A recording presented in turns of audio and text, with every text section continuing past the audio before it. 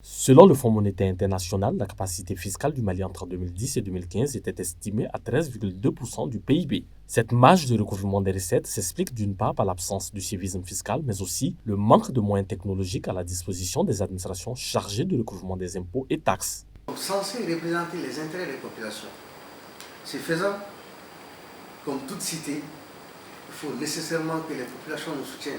Donc il faudrait nécessairement que les populations acceptent de payer les taxes. Pour apporter une solution, la société Nouvelle Technologie Africaine NTA a initié un moyen de paiement électronique des impôts et des taxes appelé CalisPay. On a déployé une plateforme d'enrôlement et de paiement. C'est les deux plateformes, c'est d'enrôlement et de paiement. Et nous avons décidé en plus d'apporter quand même une nouvelle révolution dans ce domaine, c'est de bannir l'espèce au marché, dans les autogares, pour les paiements des taxes. C'est vraiment bannir l'espèce. Il n'y a pas de paiement espèce. Les paiements se feront par les moyens, par la banque ou par les e-money. Chaque année, les services chargés du recouvrement des impôts et taxes, comme la douane et les impôts, enregistrent d'énormes pertes à cause de la fraude et de l'évasion fiscale. Un constat assez général pour les services d'assiette auxquels la mairie du district de Bamako, chargée du recouvrement de certains impôts et taxes, n'échappe pas.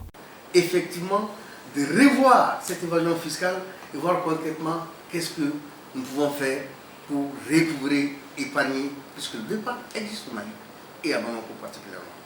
C'est dans ce sens-là qu'on avait déjà informatisé les systèmes de recouvrement avec IS.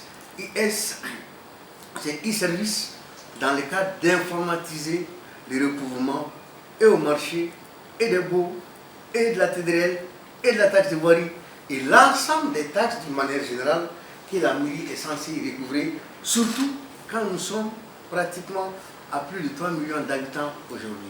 Une équation est donc là à résoudre. Il faudrait d'une part améliorer le civisme fiscal, mais aussi et surtout susciter l'amélioration des recettes à travers un système informatisé. C'est pourquoi la mairie du district, qui a d'ailleurs scellé un partenariat avec NTA Technologies, estime que la solution digitale proposée par cette société pourrait apporter une réponse aux fraudes et évasions fiscales dont les recettes de l'hôtel de ville souffrent. Nous l'espérons. Nous l'espérons parce que l'État, à l'époque, avait beaucoup de difficultés. Si l'un des gages du civisme fiscal reste la bonne gestion et la transparence, la solution de paiement électronique proposée par la société NTA se veut rassurante, crédible et participative de la confiance entre contribuables et l'administration. Car avec cette solution, les recettes ne circuleront plus entre les mains. Nous n'allons plus voir un magasin avec 36 mois d'arriéré. Nous n'allons plus voir des bouts avec 48 mois d'arriéré. Nous n'allons plus voir des étals qui sont là, qui n'ont jamais payé les taxes. Parce que tout cela, je pense que NTA a fait le point pour ramasser tout ça et qu'on comprenne que ce qui est recouvré aujourd'hui à Bamako peut être décuplé si réellement chacun s'y met.